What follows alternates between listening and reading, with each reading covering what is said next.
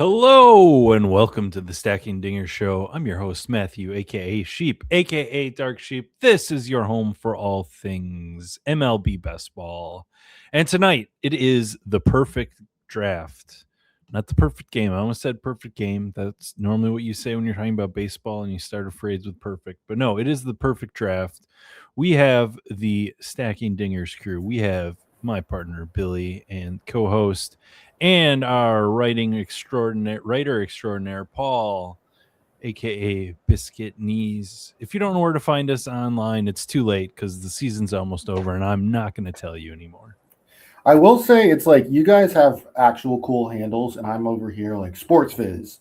It's like Dark Sheep and Biscuit Knees. Talk about actually being creative versus someone who's just like data. Yeah, well, I mean, your username and Underdog isn't much better. Billy Jones It's NFL. it's horrible. I every day I would send into a draft. I'm like, what did I do? This was so back history here is my start into this fantasy sports was like I'm gonna do sports analytics, and I had no clue what other people were doing.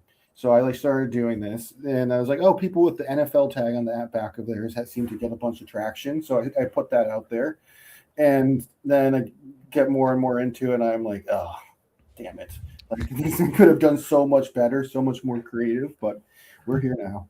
We're here now. Mhm. We've got a few days before the season starts. I don't know about you guys, but I am quite a bit behind on my drafts. I know we got like 83% or so left in the dinger. I know, Paul, you're mostly over on the other sites. How are you doing in terms of your pace? Yeah, with the dinger, I'm in the middle of slow draft hell right now. So Ooh. we moved over to 1 hour clocks back on Wednesday. So I've got about 30 left that are all Oh, within like the last 3 rounds. So it's been this is it gets a little less fun at this time of the year when I'm just restricted to slows, but we're almost through the thick of it. So we're starting to take shape. Yeah, that's yeah. crazy. Especially you're clicking all of like similar names, and That's and it's they're all like kind of not the stars, so it's not as exciting as it picks. It's why when I do slows, I try to like stagger them if I can. But when Mhm. you're trying to jam in a bunch of volume and you also need to travel to enter, like it's you can't just like stagger them and be like, I'm going once a week, like or something like that. You need to make like a vacation of it, or you go into slow draft hell. So Mhm. um yeah. No, that's the thing. But you'd be surprised how quickly, things change in the market just from day to day. So, like, well, Mhm. I'm sure we'll get to him a little bit later, but the whole Chase Burns thing, like, y- I'd be on the clock at 1:30, and he's there in some drafts, and there's certainly guys who are falling, and the night of the WBC where Willie Abreu's going off, I noticed he's starting to get taken earlier and earlier. But yeah, a lot of different nuances when you're restricted to just the slow side of things. That's such an interesting point about like the inflection points throughout the summer and how that you'll see people spike up and down. Note for future that I should look at that. Like certain players, like look at what happened when people picked Willier Barry across the WBC time span, Mhm. like and not just ADP but actual picks. And I think that that's a fascinating data point to do a little study on. Yeah, and now as we're getting a few guys getting sent to the minor league camp already, this last few days, we got a couple to talk about, at least one to talk about today. Um, and it looks like last week we had our prospect guy who's pretty positive on all of the guys making the team, but we've already had a few guys that have got cut from major league camp. But we'll get to a couple of those here. But so Billy, this was kind of your brainchild, so I'll let you explain what exactly the perfect draft is. Yeah, I just love reading. There's one of the content pieces that I enjoy reading. What I see often in fantasy football is people going through a mock draft and their favorite picks round by round. And it does, will do the exercise and I build multiple different versions of it. It's kind of like building rosters in DFS, but it just kind of helps you understand like what flows you're getting on. And so I thought, as Paul was asking for ideas of articles for the year, I was like, can you write your perfect draft? Which in my mind is what are your top plays kind of going throughout the draft? And it may be with the way that we stack too, like you may have a top, not necessarily a top play, but a top play with that kind of build. And so just kind of be able to talk through that. I think it was just an interesting discussion point. It's tricky. Like it's, as we've all learned, it's in a real draft, you're going to get ADP falls and sometimes upwards of 2 to 3 rounds. But how does one reasonably justify that while doing this exercise? It's just like you can't really. So like you have to put some interesting parameters around doing this. And that's kind of, we're here now. We all kind of built similar but different teams, which I think is really interesting. And I'm excited to have this conversation.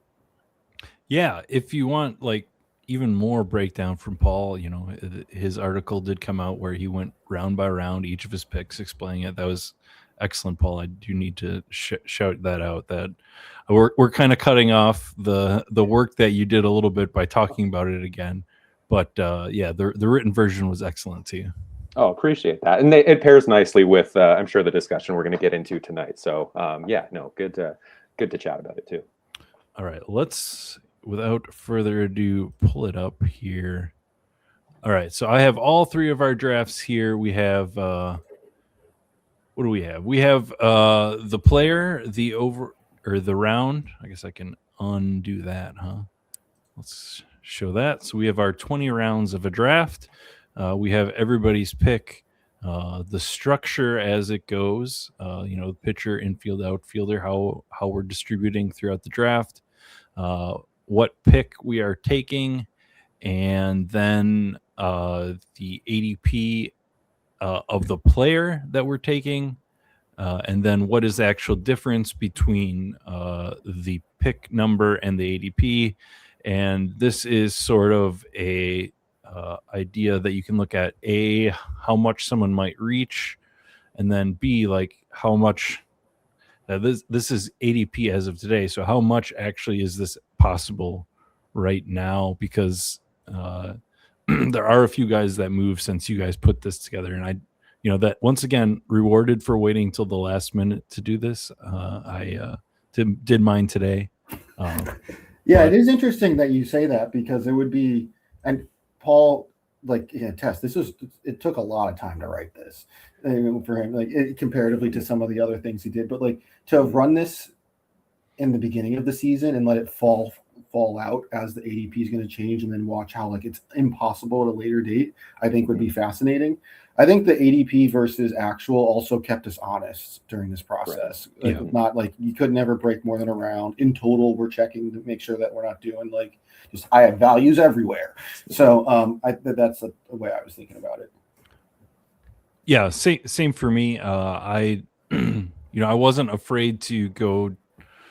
For the most part, my methodology for this was just to pull up my exposures round by round, and thanks to the Best Ball portfolio tracker by our friend Michael, I was able to look at the draft board and just kind of pick, and as I was trying to keep it within that round, and for the most part this year, my most popular picks, but then layered some stacking on top of it, and just kind of I don't know. I tried to build a team as if I was building a teams, but I don't know if I really actually got there, or if mine is more just my most popular pick or one of them in that round. I think it was tough once I started to pull it up or pulling up that draft board on the site and looking at it. It was different than me looking at a player pool. I will say that much. But the funny thing was that kind of independently, we all picked from the 4th position for our perfect draft. So this is the approved draft slot of Stacking Dingers for 2026. It is, you want to draft from the 4th spot, and you want to get Ronald Acuna Jr. So I will admit to having cheated a little bit on this first pick. I had already seen both of yours. You both independently came up with Ronald Acuna Jr. at the 4th spot. And for me, he is one of two guys that I have at 15% in the first round. So for me, it was either starting with Ronald or Bobby Witt Jr. Apparently, I like the juniors in the first round. But just to fit with the theme, then I decided to go with Ronald, and you know, we could build. We can see how we build from the same spot, similar differences, and all that kind of stuff. So I guess either of you guys have, what's your justification for Acuna number one? Yeah, I mean, for me personally, I feel like he is my personal favorite. I mean, it felt like it would have been a little bit of a layup to pick Otani or Judge out of the one or two hole. But like honestly, I do like the stacking partners with the Braves a lot more than I do even with the Dodgers, you've got a lot of guys who could be platoon bats like Muncy, Will Smith later. Anytime these guys get nicked up, they're going to get more than enough time to recover, so they're not as likely to be max volume players as the guys on the Braves. So a lot of the stacking options later are certainly intriguing. But I haven't even talked about Ronald Acuna yet. He is one of the few guys in the top round who can put up a ceiling that rivals Judge and Otani. And we've seen him do that, as recently as a few years ago when he went 40-70. He's the most electric player in baseball, personally. I think he's the most fun to watch. Everything has looked incredible. Spring training, World Baseball Classic. It was really cool to see Venezuela win the other day. My apologies to you guys, but that was an incredible showing. And he's again, he just has that immense upside and stacks well with his partners, sporadically throughout the draft. Yeah, I mean, so I had similar thought, right? I thought that the 1-2 definitely Otani Judge is like an unfair glitch, that they're just different. So I felt like picking one of them. Well, maybe in the future one of us does one, and those premium one of us picks the middle and one picks the end. That I felt like that was just like not how I wanted to do this exercise. And then I also am like super in on Acuna as well. That like if there's someone who's going to break fantasy and rival those guys at the top, I feel like it's Acuna because we've seen it before, and he looks spectacular in the WBC. Not as much results, but like the way he was moving looked exactly the way I would want him to. I will say, like, obviously, I was rooting for the USA to win, but I was also rooting for Venezuela to win. I wanted great baseball and ton of fun. And if this U.S. team was actually fun to watch, I feel like it would have been more on it. But, like, what a boring group of people. I must say, like, I think that they need to find a way in the future to inject it with some of the rising stars of baseball. I would love to have seen Connor Griffin on this team. Like, they did Ernie Clement versus Connor Griffin. Just swap it. Like, give me a little excitement, please. And other players of that style, McGonigal, or just, like, there's just ways that they could have made this team more fun rather than just tacking on another older 30-year-old professional. Yeah, I mean, might as well just all let's just do it. Let's just do WC Team USA. The problem is the leadership. For me, like with kind of like Judge and Harper and Schwarber, like none of those guys are super emotional leaders. They're kind of like they're all kind. I mean, back a few years, Bryce Harper was an exciting guy to watch, right? So it's kind of sad to see him. Like the last thing I remember a playoff home run of him with a bat flip. I don't know if that was 2 years ago. I feel like that was the last bit of emotion I've seen out of Bryce Harper, where he threw it down. But like, yeah, I think it came down to the leadership that they pick being like these stoic, boring guys, and then like the young guys like Roman Anthony. Like if I'm there on that team, like I don't want to really step out of line, right? Even though I'm one of the best guys performing in this tournament, I don't really want to step out of line with these guys that I respect and grew up watching on the team. Whereas like Team Venezuela, the like Sal Perez and Eugenio Suarez, the old leaders, on that team were just as excited as the Acuna and Wilyer Abreu, Miguel Garcia kind of guys. Yeah, I think it must just be like a cultural difference. Like I imagine those Venezuelan players, that's the way they grew up playing, before they got to the pros, right? So maybe some of that gets taken away when they step into a clubhouse and they've got people telling them, the right way to play. But yeah, those Miami games were absolutely electric. Even the like Dominican Republic Venezuela game that didn't have any bearing on who advanced or not was, one of the best games I've seen in March and, probably ever. Yeah. Bryce Harper used to be a ton of fun. Like he used to bat flip like crazy. I don't know what it is about like.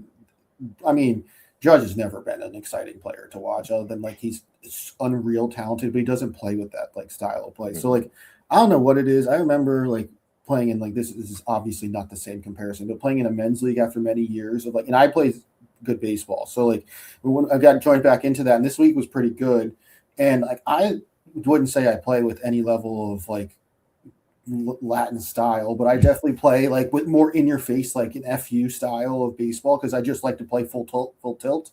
And I got told to like back off because that's just not what we do. And I'm just like, I could definitely see how many years of that's just kind of built onto these teams where like the Latin players don't care. They're just going to be who they are. And that maybe in their leadership is kind of bringing back the style of like this, like just big full tilt baseball. So I don't know. I think you're right, Chief, that the leaders, the drivers of the next team need to have a little bit of like just personality. Yeah. Yeah, absolutely. And like I guess the other weird thing that to think about is like they kept saying it on the broadcasts, a lot of these, they said, oh, this is Judge's first time representing the U.S. on a U.S. team. But a lot of the people on there, even like the Pico Armstrong, a guy he would expect to be showing a ton of emotion, has been representing the U.S. from when he was a teenager, right? So like, I don't know what players from other countries represent their teams, if it's the same, but there could be just like general malaise of, oh, I've been playing for Team USA my whole life, just the way that baseball is structured at this point for these like top athletes. Yeah. Well, we'll see. It was an unbelievable show. Like anyone who's complaining about the product in March is just like not. I don't know what you're watching. I didn't see anybody complaining. So, I mean, other than backseat managing, but we don't need. But back to Acuna. Back to Acuna. Ronald Acuna Jr. He's great. We all love him. Round 2. All right. I think there'll be no surprise with my pick, Jackson Chourio. I felt like I needed to put him here just as, I don't know, a solid outfielder. For me here, it's him or a couple other outfielders, Roman Anthony, Wyatt Langford could be here. This depends on whoever falls. I feel like Chourio can go wherever, so I'm not even super confident that I will get him at this spot, despite his ADP being around basically this. I feel like he's very variable, but yeah. And then Billy, you went with Roman Anthony for an outfielder, and Paul, you've got Gunnar Henderson with an infielder. Yeah, I picked Roman Anthony. I mean, some of the structure stuff, right? I also think he's an emerging star to sit at the top of that lineup and get a ton of volume. So it's part of this is saying that I've been on him for a while, and that as this price, Acuna, Roman Anthony teams are a large part of my portfolio, and so I've been building this style of team a lot, and I just love that how outfield sets you up to just lean into some great values that fall your way, and infield almost in any draft. I almost went Nick Kurtz here. Like him and Roman Anthony are number 1 and number 2 in exposures. Actually, more Kurtz than Anthony, but I feel like structure wise, Anthony unlocks and going outfield in general unlocks a lot of flexibility, which you go that premium infielder, you just have like a little bit more parameters you have to work around. Yeah, there are really so many good options in and around this pick 21 spot. So I have Henderson listed. He is my favorite of the group because he could be one of those guys who ends up in the first round Yeah. this time He was next year. last year. He was last year. That's a thing, right? But like with that being said, it's not like I'm overweight on Henderson. I do like Kurtz. I really do like Anthony. Langford goes a little bit later, but I've gotten my fair share of Churio as well. But again, because I'm looking for stacking partners a little bit later, and for this exercise, I really do like the Orioles for this year. Even though they've Westberg was a piece of that, but again, they're stacking partners that you can find throughout at infield and outfield. So again, he just represents that huge upside, even in a down year, putting up a 126 WRC plus or whatever it was. That's pretty encouraging because it's very easy to see him getting back to like a 30-30 season. Yeah, I just pulled up my Acuna team actually in the tracker, and I have 25% Jackson Trio, 25% Gunnar Henderson. So I'm with you there on the Acuna teams. And this was more just of a statement. I will say, WBC related, Jackson Trio did not look comfortable at the plate. So I do, on top of some underlying stuff that is worrying. The hard hit rate isn't exactly off the charts. Those kind of things. I will say I'm a bit worried about Trio, but I've made my stand, and I'm not wavering. This is still a guy who's gone 2020 before in 2 seasons before he's turned 22. So I'm just looking for that next level from Trio. Yeah, I mean, it definitely concerned me when I saw it. I mean, like, just to be honest, when I was looking at the roster and the players that were ahead of him, and there is a seniority component to it as well. Yeah. But him to be slapped at the 9 hole and pretty much never moved, I was just like taken aback. It was like, whoa, right? And there was some strange lineups.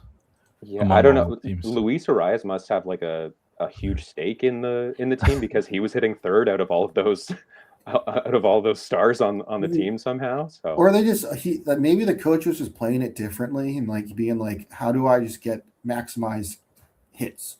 Like, and it didn't matter for Thump, and they were just playing a slightly different game. I agree with you, Paul. Though I'm like, that felt like what?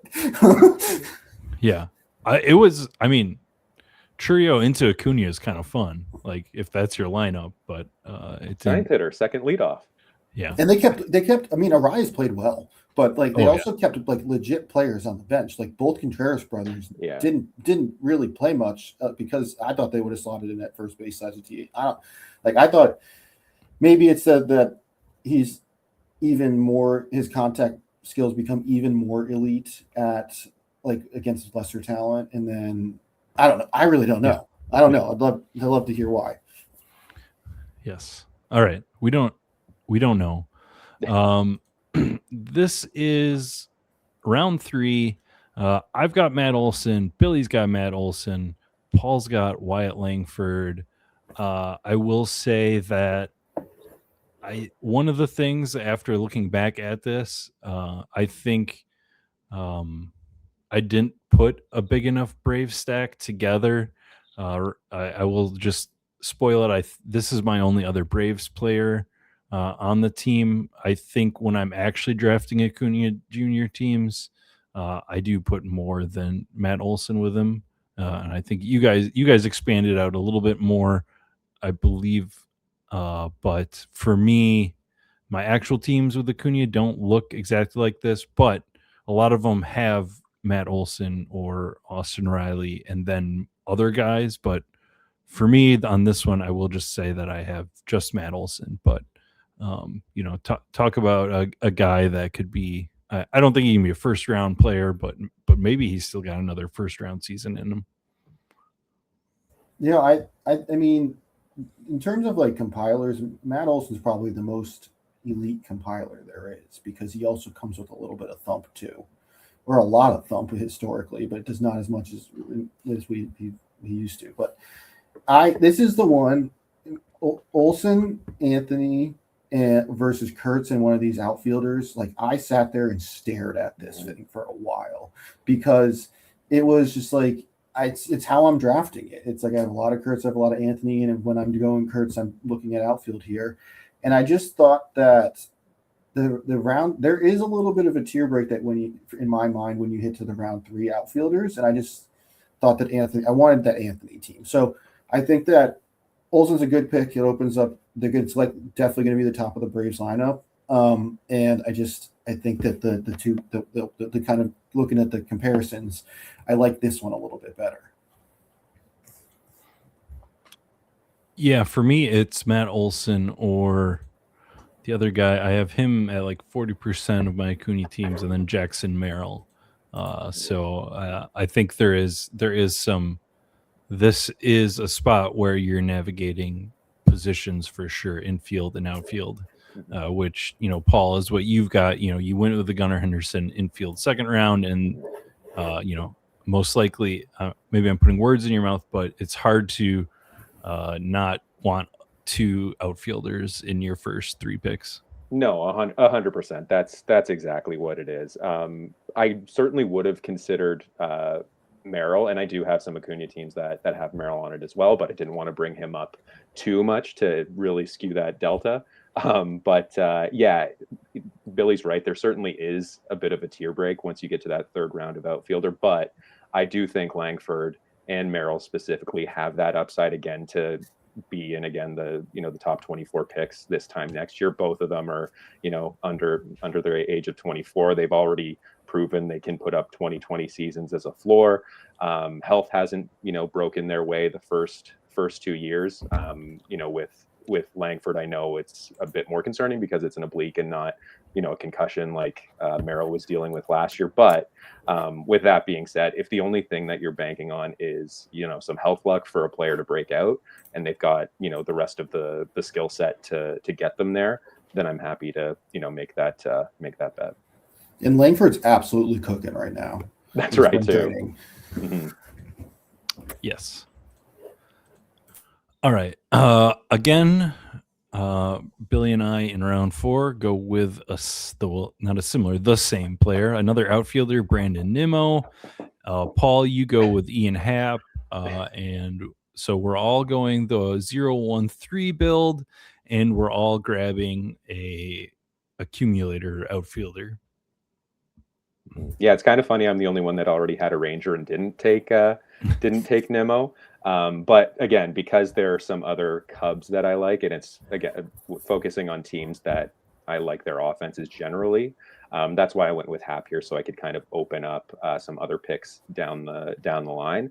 But yeah, you're absolutely right. There's a lot of boring old accumulators in this range. This is where Teoscar Hernandez goes as well. George Springer as well. That's right. Not as much of an accumulator, but Byron Buxton's here, and he's not as appealing as some of those other options, just because there's some more risk that comes with him. But yeah, Happ is nothing exciting, nothing really jumps out, but you hope what you're getting because he's been so consistent over his career. So he certainly solidifies an outfield 3, and then if you want to get spicy with some of your other outfielders that you're taking later in the draft, you have that option. That was exactly my thought, Paul, and why I picked Nimmo too. Like I kind of hate round 4. Like the players in there, they don't really inspire me. They're going to accumulate some solid points, but I'm like looking at it right now. I'm like, there's not a single one that's going to win me this league. And I think that I do like Taylor Ward a good bit, but he wouldn't line up with this. Like you'd have to get him a decent little fall, a half round fall. So I didn't pick him, but it's tricky. And almost in this exercise makes me wonder, should I just be double tapping round 5 players if I have more conviction with that way? Because you could make the argument that this is so flat, but yeah, this is why I picked Nimmo, just looking for accumulating points and unlocking the ability to be a little bit more creative later. Yeah, and I will say I like the ability to add Texas pieces throughout the draft too. That's another thing I like about Nimmo. But you mentioned the next round, and Paul, Paul, you've got Austin Riley, and this is where I wanted to get my top pitcher in here, but I think most of my Acuna teams would have Austin Riley over Christopher Sanchez. Yeah, 50% of my Acuna teams are Riley. So and maybe that's what you're saying, Billy, is maybe I should be taking Austin Riley on Acuna teams in the 4th round and then picking one of these pitchers in the 5th. You've got Hunter Brown. I've got Christopher Sanchez. I think we could argue about it, but it's the same pick, just different players. Yeah, I mean, it's in the tier 2-ish pitching, both guys that are going to be able to run up good numbers. Pretty safe about it. Yeah, similar-ish style pick for sure. Yeah, I think neither of us picked Yamamoto, but I think to me, they're kind of all sides of the same coin. If you had a 3-sided coin, whatever that would be. A triangle? Yeah. I think that makes it not a coin. Anyway, expression aside. Yeah, Austin Riley, Paul. Yeah, no. Again, he's one of these guys who has just had some bad injury luck the last couple years. If you take a look at his Savant page, though, from the last 2 seasons, it's right in line with the seasons that he put up 35 plus home runs. So it's just betting on these guys that aren't over the hill by any means. Austin Riley's like 28 years old.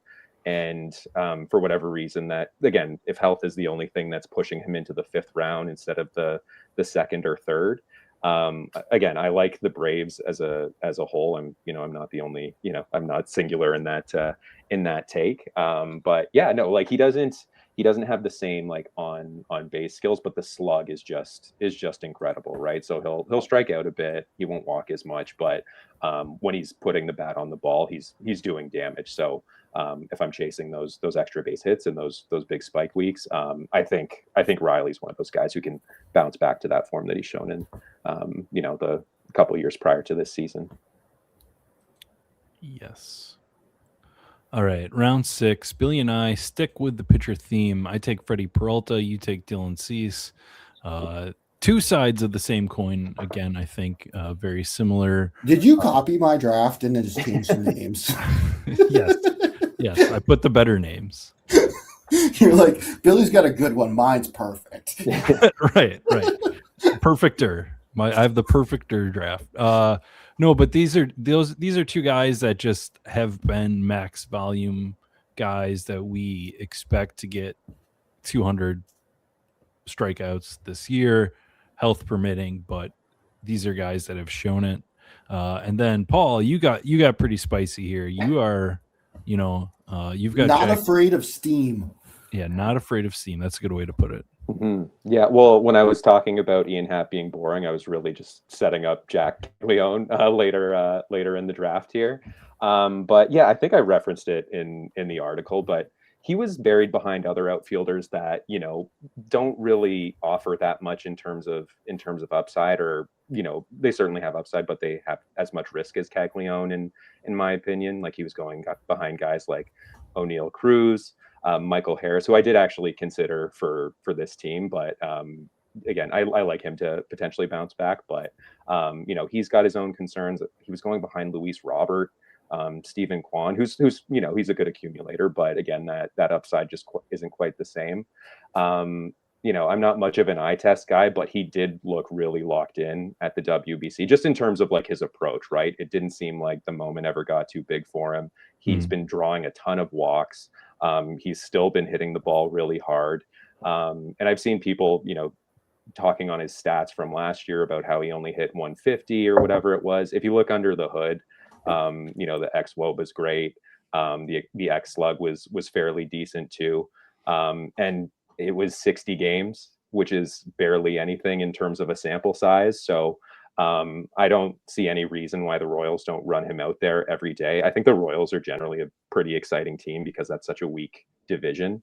And they've got guys like him, Jensen, Michael Garcia is starting to hit his prime. So yeah, Caglianone's one of those guys who it seems like he's got like an Olsen, Kurtz, type of profile. And it was only a year ago that he was going, he was ahead of Kurtz on first base prospects list. So not to say that's what the outcome's going to be, but even if it, is a fraction of that, I like getting him as, an outfield four.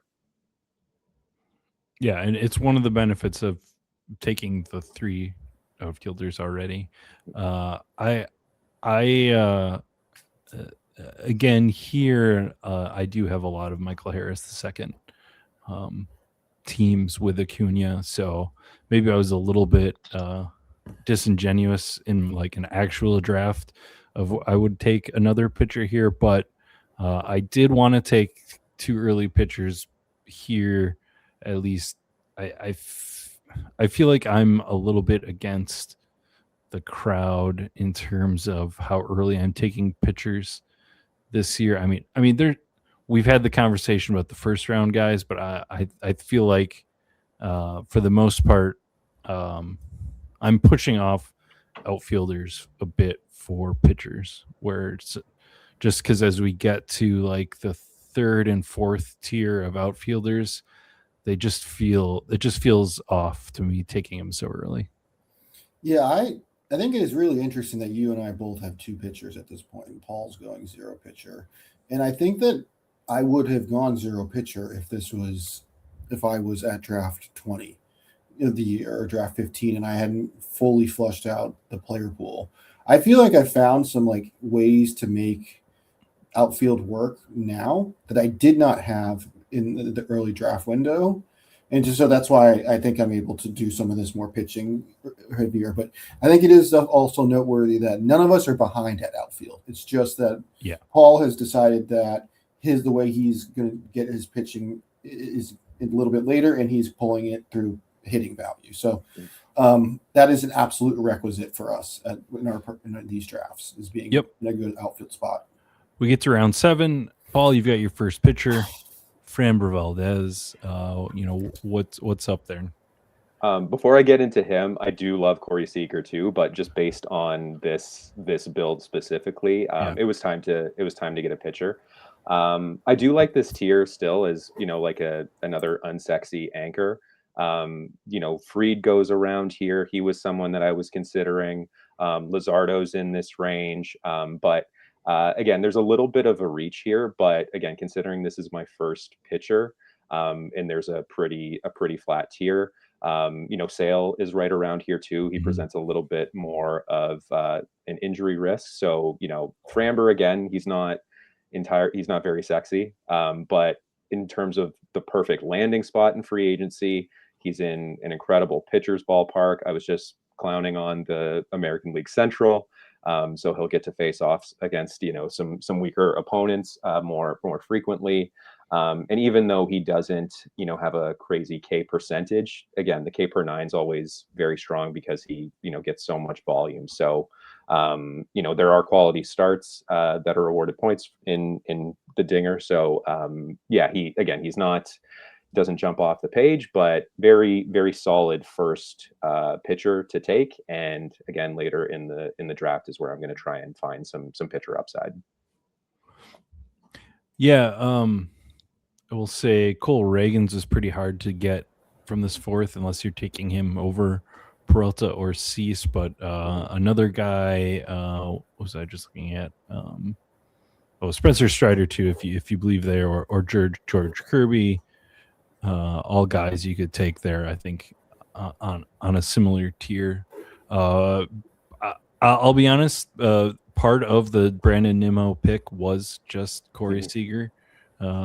Working backwards, Corey Seager was one of the first guys I put in on this list.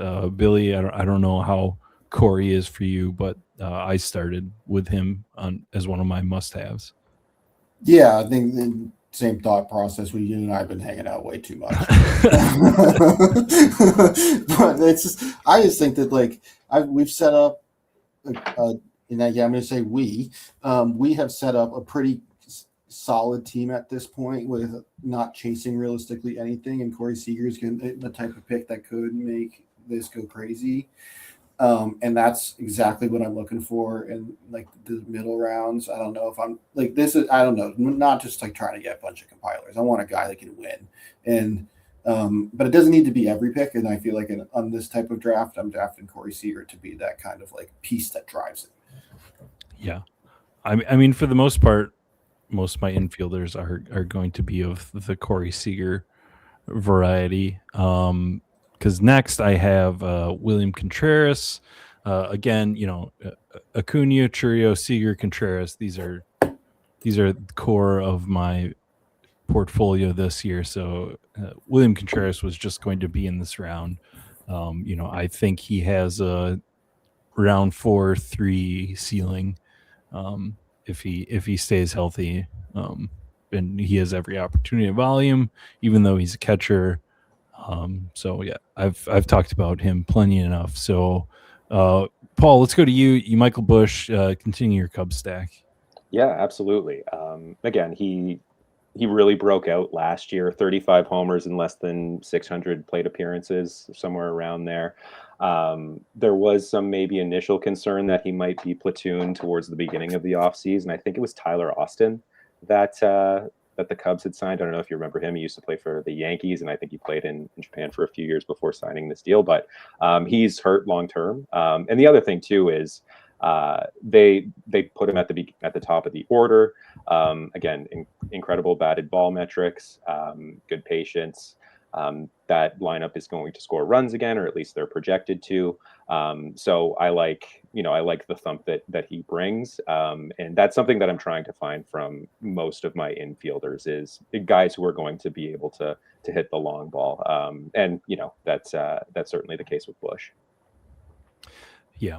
And Billy, now we do finally deviate from our position picks. You grab another outfielder, Elliot Ramos, a guy who personally I wanted a lot this year, but the price, he's a guy that just got into these outfield tiers where I didn't feel comfortable with the price as much as I wanted.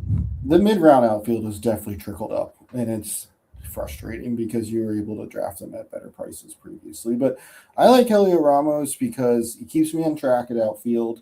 San Francisco is just kind of incrementally improving year after year, and he's going to be a part of that. And also top of a lineup kind of guy.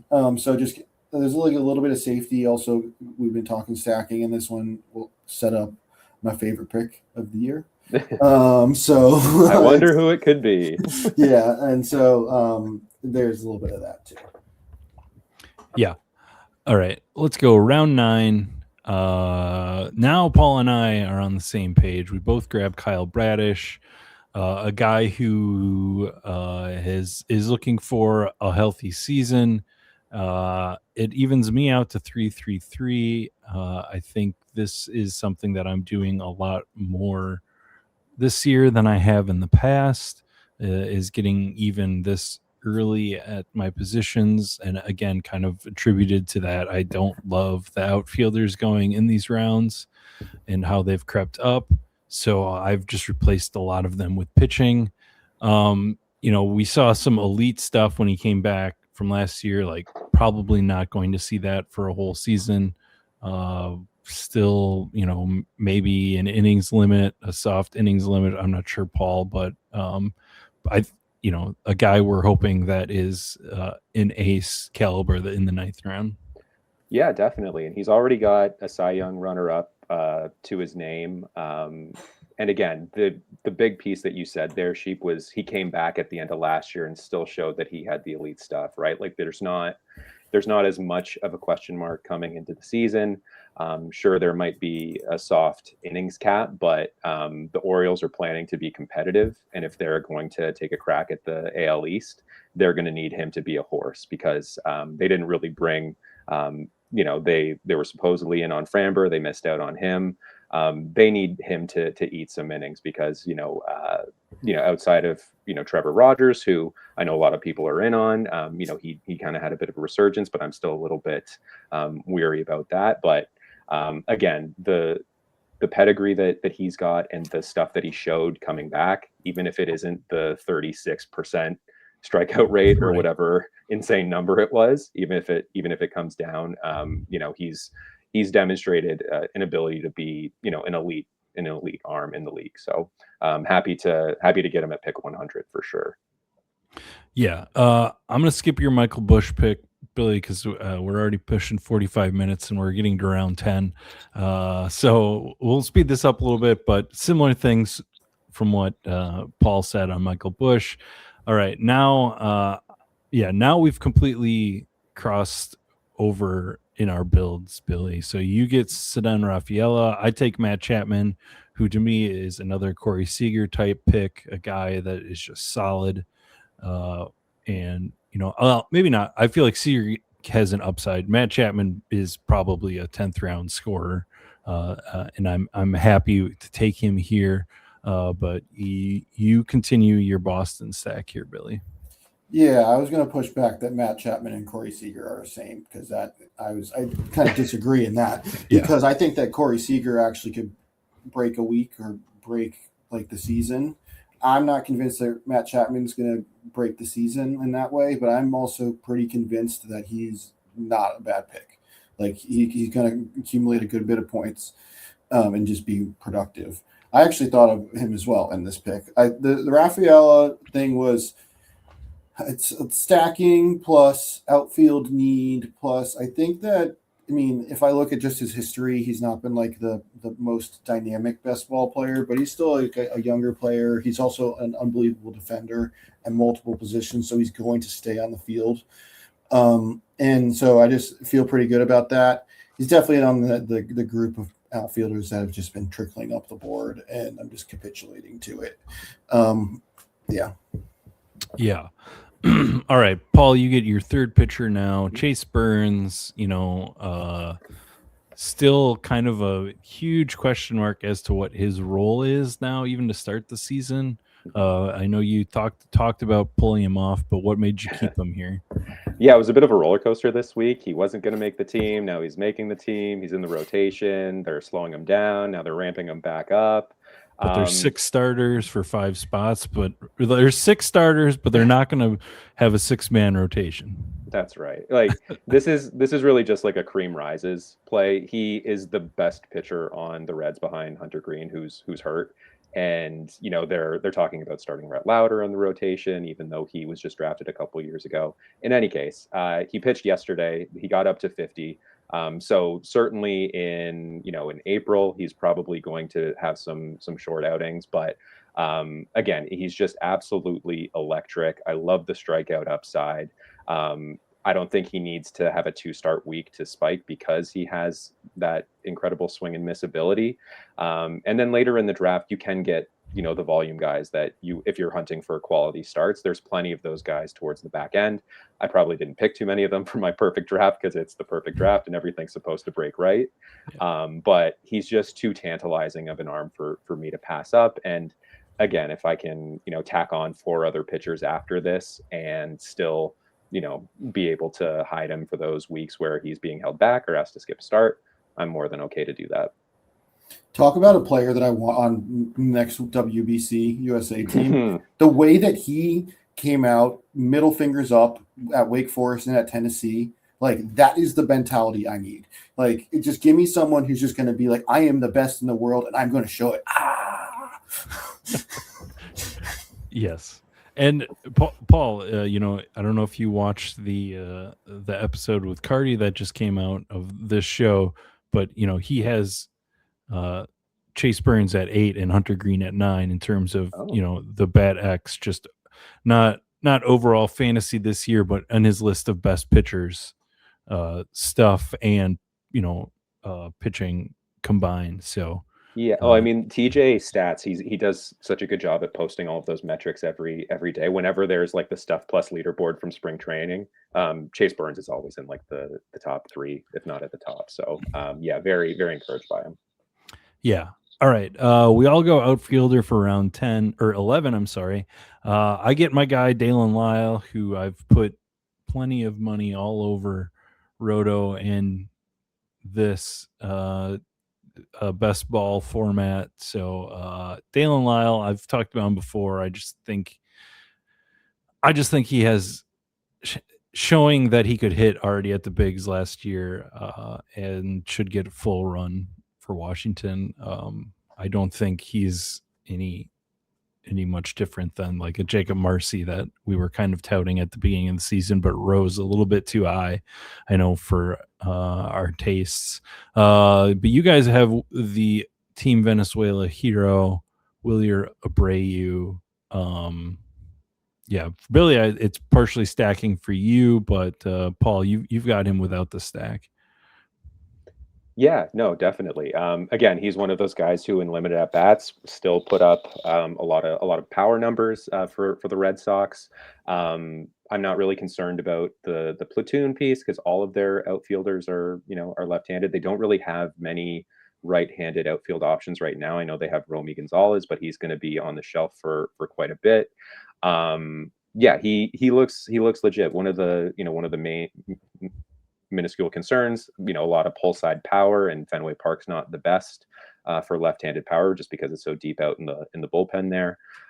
But again, just great hard hit data. Very very polished at the plate.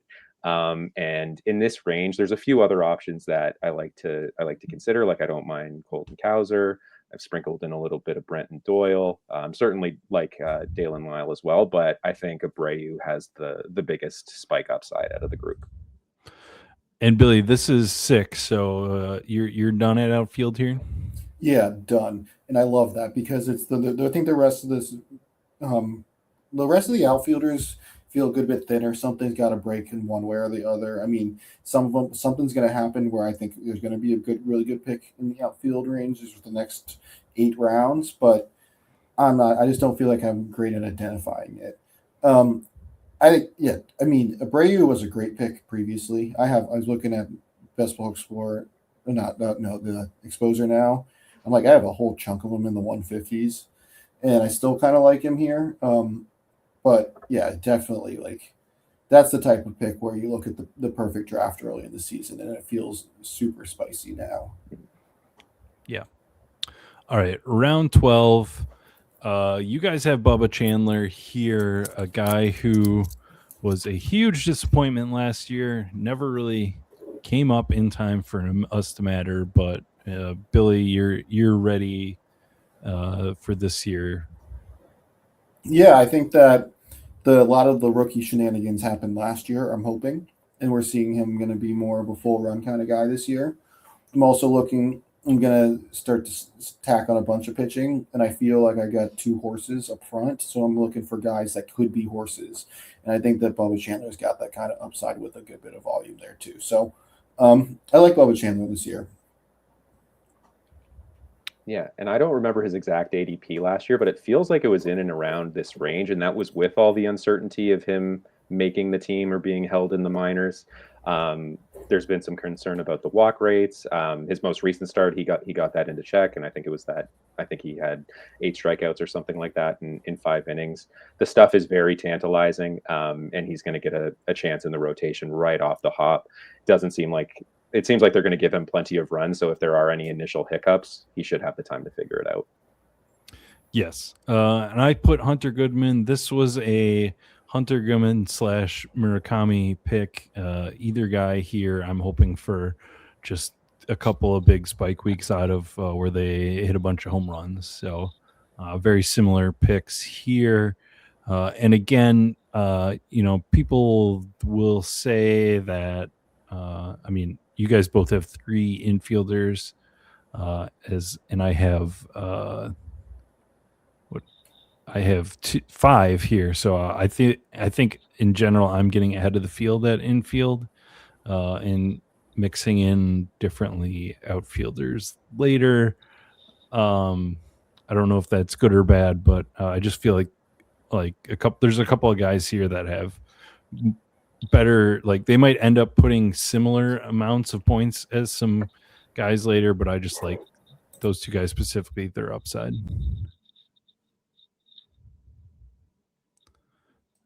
Okay, next round 13. let's see. Paul and I both have Nathan Eovaldi. He's a guy that I expect to be good to go for the first 3 months of the season, and then I don't know. I know when I'm going to get my innings out of Nathan Eovaldi, and they're going to be good. And I just like him. Yeah, I feel that's exactly my take too, Sheep. When he's out on the field, he's one of the best. He's one of the best in baseball.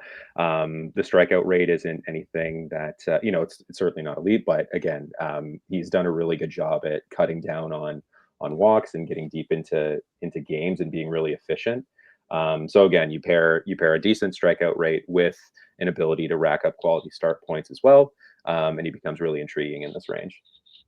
Yeah, it's tough to rely on him for the playoffs, though. I will say that much, and maybe you're hoping that's where the Chase. That's what Chase Burns is for, baby. Yeah. Billy, you go with Wilson Contreras, continuing the Boston stack. Yeah, this will wrap up the Boston stack. I probably, what is this, 4, I think, at this point. I Yep. don't want to go too much. It is 3 in the outfield, which definitely means I'm kind of like, especially saying I typically go 7-7-6. It means half of my outfield is kind of sucked into one team, which is, now that I'm saying it, maybe not perfect in my perfect draft. But if they get hot, it'll be fun. I think that Wilson Contreras, the play here is that in the last couple of years, he hasn't been in like a awesome offense to play in, and in not the best park to hit at, and he gets an improvement in the offense and an improvement in the park. So I really like him to have to see more ceiling this year, even though he's like a well-established star. It's just like such an improvement in the environment. Yeah, and likely hitting cleanup too. Yeah. All right. Next, I think it's been a few rounds since we haven't matched up on a guy, but I've got Edward Cabrera. I don't even know why I keep clicking him. I just, the names around here, I've been gravitating towards him. I think it's an upside play. I do like Shane Baz, who you have, Billy. And then Paul, you are going with your 6th and final outfielder with Chase DeLauder. And you, this is, you do have the most reaches so far, and this is another, half round reach for you. Yeah, for sure. And this is a reach just to, again, because I know I like some of the infielders a little bit later. I'm okay to, I guess this is probably the start of the significant reaching. But yeah, with DeLauder, it's nice to round out the outfield room with someone who, he's a post hype guy and, was very highly regarded before he was derailed. The start to his MLB career was derailed by some injuries, but the Guardians have every reason to play him every day. They still think highly of him. His first career game was in the playoffs last year. I was listening to the prospect pod from a couple weeks ago, and the analysis was he's very, very patient hitter. So it sounds like he's very mature. That'll come with some power as well. So I like grabbing him here as a 6th outfielder with upside because I already have a good floor with the rest of my outfield room. Yeah, Billy. This is the range where you started making fun of me for having too much ADP value before pre-show, and I do think that taking a step back, that is right here though, and it's on pitchers. And I think that that's how I want this range of the draft to fall my way. Is there's a lot of pitching here. I want some good value on those pitchers. I want some really good shares. I'm going to kind of spread across all of them. Shane Baz is, though, definitely like a brand play for me this year. I love any time a pitcher's getting traded because there is like a little bit of due diligence there with the health. I also think that what we saw last year was he pitched in like potentially the worst environment possible for him, and these trending up assets. So, and then Paul said it earlier that the Orioles need innings from Bradish, and that argument also applies to Shane Baz. So, I like the volume here a lot. Okay, next up, I've got Jack Leiter. We've talked plenty about Jack Leiter. just a guy that feels like had the breakout at the end of the second or in the second half of the season last year. Excellent pitching environment and should get decent run support, I hope. And maybe I don't really put stock into putting a Texas stack and then taking a Texas pitcher. I don't put a lot of that, but maybe part of this perfect draft is that the Texas guys that I take have good seasons and get some extra wins for Leiter. You guys got Drake Baldwin. I think, Paul, you said it best in your write up. Just with the Jerkson profile now officially banned for the season for the performing enhancing, Drake Baldwin looks to be the guy that gets the most reward out of that. Yeah, and honestly, I wasn't really on him until that news, and that probably was a bit of a mistake because he's still he's a fantastic hitter in his own right. Certainly the additional opportunity helps. With Sean Murphy coming back at some point, there was kind of some concern about how it would work with two good hitting catchers, but Drake Baldwin they've been hitting him second almost every spring training game. The Braves really like his bat. So I think they're going to give him as much playing time as he can handle. And he's already proven to have a very mature approach at the plate. So really like him here, especially this late. Yeah, Profar was penciled in to be their DH, which is the exact role that they needed to open up to have two catchers play at a regular basis. So Drake, that was perfect. I'm actually kind of shocked that Drake Baldwin hasn't seen a bunch of steam because of this particularly. So I mean, he has, but you expect more. I mean, 172 is really not a ton. Like I was expecting it to be like snappy, but and like go way up. But maybe there's some catcher FUD. I don't know, but doesn't really feel like the catcher knock of volume is going to apply here. Yes, and looking at my actual Acuna teams, I have 37% Profar, and because his ADP has slipped, so somehow is only still sitting here. Well, that's a discussion for another day whether or not he should be removed from the pool at this point. But yeah, it's 37% Profar, 30% Baldwin, and actually 37% Kaz Okamoto. So I put Jack Leiter here, but so far my teams haven't exactly matched that. So maybe I'm wrong here, and that's just a play I'm doing to make sure that I have a pitcher. All right, let's go round 16. Again, Jack Leiter is here for you, Billy. He's kind of in the middle of the ADPs of that we have him, but we both like him on this team. Yeah, I mean, similar argument that you said in that young ascending pitcher showed it last year. I just get better deals than you do, though. I'm going to open up the next round too because Billy, you have Cade Horton, and this is where I was making fun of you that you had two pitchers fall. In your perfect draft, and this is perfect.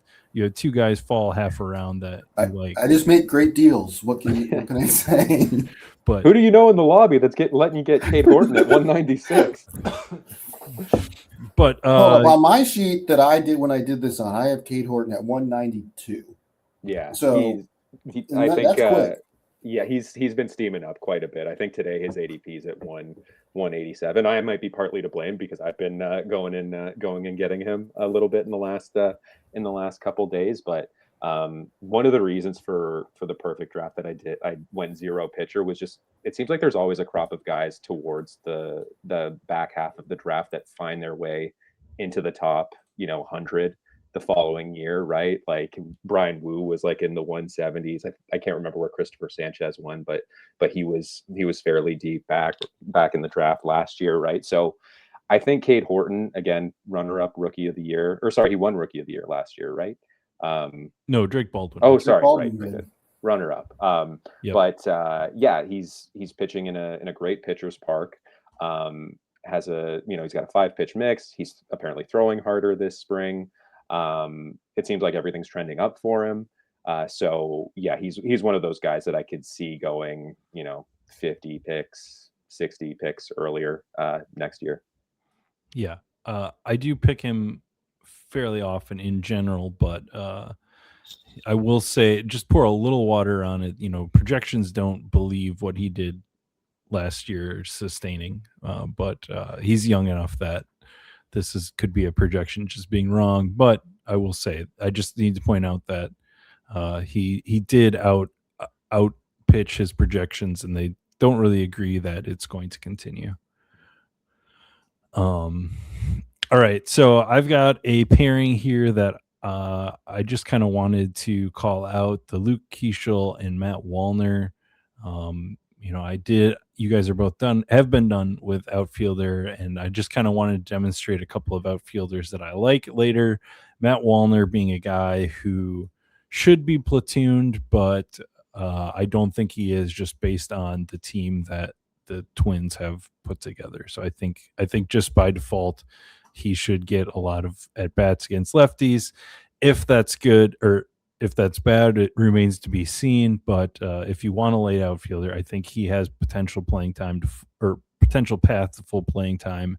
And Luke Keeschel is a guy that just is a rookie that I think has every opportunity to succeed. I don't know if he's going to be as good as like a McGonigal or a Weatherholt long term, but I think he's got the potential this year to perform similar to those kind of guys. All right. And then, Paul, you have Ivan Herrera as your 17th round pick. So this is where where Billy is getting his perfect values. You're getting your perfect reaches. So these next few picks, you just throw ADP out the window, which I think is perfectly fine at this point. Yeah, it's pick 200. It gets pretty flat. It gets pretty gross, quite frankly, once you get to pick 200. So I'm going and getting my guys. Of those guys that I'm reaching on, I feel like Herrera is typically the one that's been going earlier and earlier, and for good reason. He's just entering his age 26 season. Has a very attractive baseball savant page. A lot of hard hit balls. He has a great strikeout to walk ratio. His K percentage was under 20% last year. Good pure hitter, but can also hit for a little bit of power. So like grabbing him for a late infielder who's going to play every day and put up some numbers. Yeah, I'm opening up around 18 because you also have JJ Weatherholt next, and Billy, you have Ivan Herrera. So do you have more to add to the Herrera conversation? No, same exact argument. I go ahead of ADP, so I want to say I will do it with this one. But no, yeah, I think that he's nerfed because he's a catcher who is not even a catcher eligible in other leagues at the moment. So I think that there's a lot here. Yeah. I will pour a little bit of cold water on here. I started out the year really into Ivan Herrera, and he already had another minor injury. I'm worried about this guy being a guy that can actually play a full season of baseball. That's my biggest worry, and there's plenty of young guys that could replace him if he's having minor injuries. Like, I don't know that Ivan Herrera is part of the next great St. Louis team. I don't know exactly how far their timeline is off, but I don't know. I'm worried about what we've seen in him being on the field. But Paul, you've got JJ Weatherholt. I mentioned him early, kind of in that Luke Keeschel and our Martin in our prospects episode was plenty high on Weatherholt. Yeah, very, very glowing. I also didn't realize they were drafted the same year until I was doing some, looking into it for the article here. But yeah, out of all of the guys towards the end there, it seems like he has the clearest path towards a starting everyday job with the Cardinals. And in contrast to Herrera, he certainly is going to be a part of the Cardinals' long-term plan. So Yeah. they really do have every reason to just like say, hey, you have this season to figure it out. And based on some of the analysis, it doesn't seem like there's he's going to have to adjust to major league pitching, but it sounds like there's a good skill set that's already there. Sounds fairly polished for a rookie entering entering the big leagues. So I like getting that type of upside when I don't really have to pay all that much for it. And he's right there he's there at 227. I don't mind taking him at 213. Yeah, I've got Max Muncy here. It just wouldn't be a team for me if I didn't put Max Muncy on it. So, how much does he play? I don't know this year, but I'm hoping he puts up, a few spike weeks. Whereas, the Weather Herrera kind of guys, I think we're expecting outside of the injury stuff I talked about, which is just random. These guys, Herrera and Weatherholt, should have more playing time than Muncy. All right, round 19. I've got a reach here. I just want to add Evan Carter, get my last outfielder, and then round 20 will be whatever. Well, I mean, we'll get to that conversation, but whatever pitcher I want to take is there in round 20. So Evan Carter, third piece of my Texas stack. I've been talking about him a lot, especially on draft streams. Just a guy that is like post hype.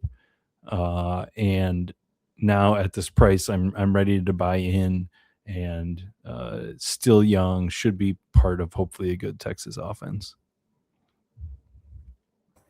Yeah, this is a guy I wish I was on Evan Carter more. Like I have very little Evan Carter, and like, why don't I have? And I have a lot of Texas, like particularly Corey Seager. So like, why is this not a part of that? And Wyatt Langford, and so why is this not a part of that recipe? I don't know. I wish you had been. We've had a lot of overlap here, so I've been hearing a lot of what you've been saying. I didn't hear this one apparently. Yeah, that's why I said I feel like I've talked about him more lately on draft streams. So yeah, you're not always a part of those. You guys have a couple of pitchers here. Paul, you've got Luis Heel, who is kind of. He's more established. One rookie of the year, has had some health issues, and some question marks about how he fits long term into the rotation. But why do you like him here? Yeah, stewing on this one, I might swap out some of the other late round pitchers with Heel, but there are positives there too, right? He still can generate a lot of swing and miss. He does have a rotation spot locked in for now. Guaranteeing the health of Ryan Weathers isn't something I'd do. Like he has a rotation spot as well. But they do have a number of options. But Heel, again, he's got big strikeout upside. And again, at the end of the draft, I like the fact that he does have a job. He has shown, demonstrated success in the majors before. And again, I'm chalking up last year's blip in production to the injury. So maybe with some health, he can get back to that rookie of the year form, which again wasn't perfect, but he demonstrated that he can really rack up strikeouts and string together some good starts. Yeah, absolutely. I'm Luis Heel over Will Warren or Ryan Weathers, even all of these Yankees pitchers, because I'm with you on Ryan Weathers. I don't trust him to stay on the field with the velocity that he's throwing, which is not what he's thrown for his career. I just don't trust that profile. But Billy, you've got Braxton Axcraft. I know this stems all the way back from the TJ Stats episode, but he's been a guy that you've continued to take. Yeah, I'm just a believer in like when you trust people that are smarter than you. And in this arena, the arena of pitching, TJ Stats and Eno Saris know more than I. And that is what this play is. They both are big on this Braxton Ashcraft. The metrics seem to work with it. He's got this unbelievable like slider that's in low 90s. Like it's kind of seemed to be like a glitchy pitch. And so yeah, that's just kind of the thesis there is trust in Eno, trust in TJ or Thomas. Yeah. He's a big pick for me too. I just I tried to put him as my round 20 guy, but I wasn't concerned because he doesn't always last until the end. But yeah, when I built this list, I had Grayson Rodriguez as my round 20 pitcher, just for some fun. But really, this round 20 pitcher is one of 10 different guys.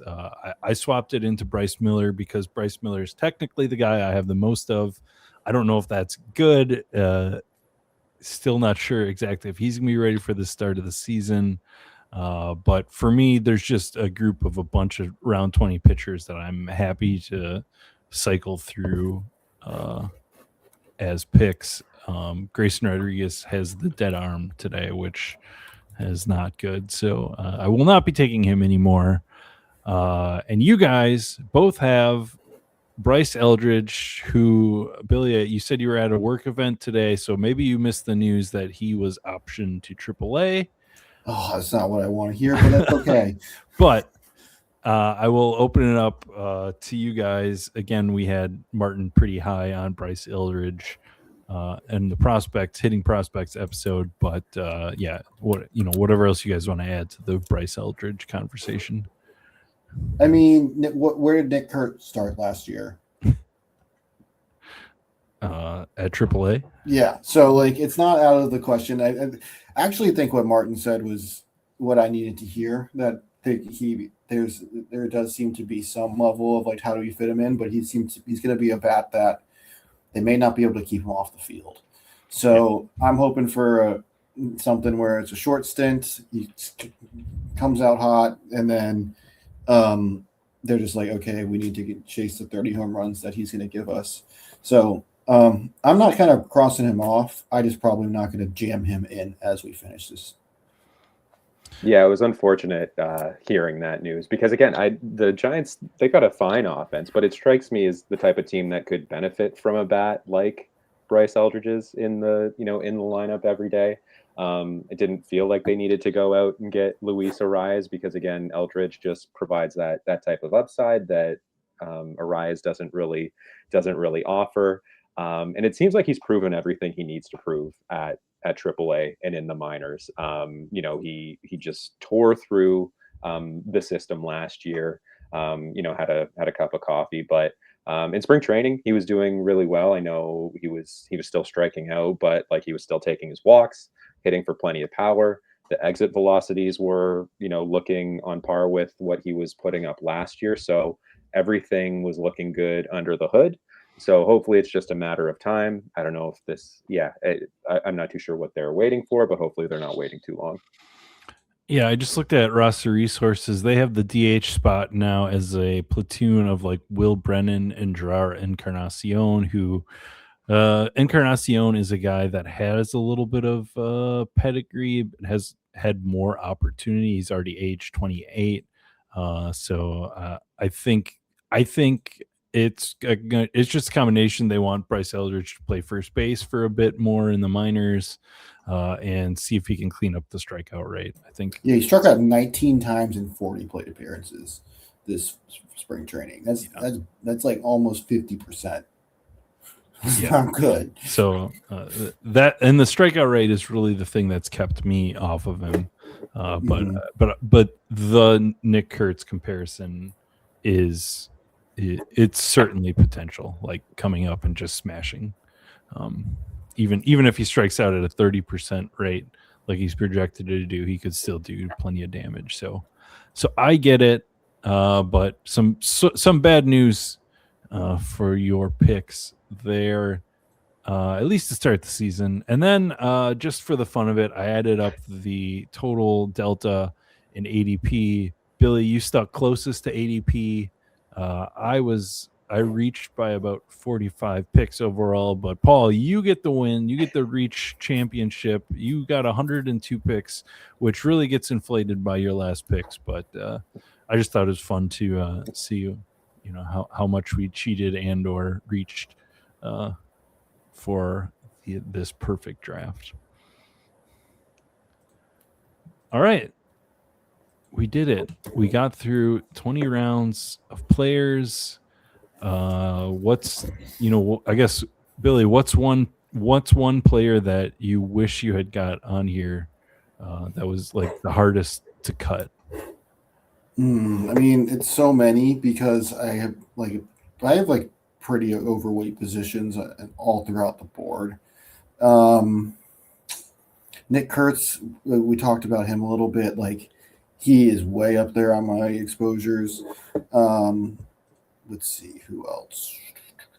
Sal Stewart, but I think the cost at this point has made it so it's no longer in my perfect draft. Yeah, but I have a good bit of him, and same with Matt McLean. I think those, and then I like that you picked Wallner. I know he's been like my go-to late outfielder, but I think that's it. Yeah, maybe Adley Rutschman, maybe. Sure. I gotta leave a name for Paul to answer the same question. You guys both took him in your teams. Corey Seager, someone I've been targeting quite a bit. Like, if I'm not taking a pitcher in that range, I like grabbing him. Other guy, Sal was on that list too. But like you said, Billy, I don't know which of the maniacs in our group pushed him up to the 150 range, but that's a little much. So I've had you started this. Well, I didn't expect it to get this out of hand, but so I did get plenty of him at some more reasonable costs. For late, like, infielders, I've been taking a lot of Paredes and Aranda. Aranda is someone who I imagine is going to play every day. He did get pretty lucky with like his BABIP last year, but good, everything looks good under the hood. And Paredes, with some health, he could put up 30 homers in Houston. So those are a couple of the other guys that I generally like. Yeah, my answer is probably more Braves. So Riley, Harris, even a Drake Baldwin. I think that's probably those are guys that maybe should be on this team. I will say the other one that I had as a coin flip was Matt Chapman and Yandy Diaz, who kind of are very similar guys in that 10th round. But there we go. That's our 3 perfect drafts. If we had more time, I think it'd be interesting to do this exercise. Everyone do it from like a later pick. But at this point, I don't know if we have any more episodes coming out. Some point this weekend, I think I'll be running maybe a Sheep Seats. Probably, I guess this episode will come out Friday. So Friday night, I will be running one of those for a bit. But otherwise, this is kind of what this is kind of the wrap up, Billy. It is crazy. I mean, like, I just want to say thank you to everyone who's followed along. When you and I were put together the show this year, like, we had no clue. Like, I know that Paul was going to write a bunch of great articles that all like hit perfectly and like were short and to the point, but detailed. So thank you so much, Paul, for doing all of that. It's so greatly appreciated to be able to produce content in like many different mediums. But yeah, this is, I mean, something like, how many episodes we do this year? Like 15, 20? I don't know, but this is our very nice 69th episode. Love it. But yeah, this has just been truly like a great experience. It's been such a good community to be a part of. So just want to say thank you to everyone. Yeah, absolutely. Thank you for me. Maybe we fit in something next week. I'm not sure. I kind of need to just draft. I'll be honest. And I have a couple of roto teams I still want to fit in draft. I looked it up. This is episode 20, so we'll have 20 episodes this season. Does that include live ones as well, or no? No, that's pre-recorded 20 episodes. So 20 pre-recorded episodes. We got Sheep Seats. We got Jason and Brad. Like, what a year. Yes. And it would not have been, and the Discord community that has joined and supported us on YouTube has been awesome, and pretty proud of that and the community there, as well as the work that we put out. And hopefully, every year we hear people that started and used us to learn the format, and hopefully we're still doing that. We'll check in. We're not disappearing. We're not completely going away, but we'll at least take a little break here at the start of the season. Have a few nights with the family, Yeah, I'm confident that that the Stacking Dingers Discord has the winner in there. Okay. That's my take. All right. End note. End note. With that, we're closing it out. Thank you again, everyone, for joining us. Thank you, Paul. Thank you, Billy, for just putting so much help for me this year. Again, I appreciate you and your pushing and pulling in both directions that I need. So for Paul, for Billy, for myself, thank you for joining us. We got a few days. We got like 15% of the dinger left. So let's go fill that baby.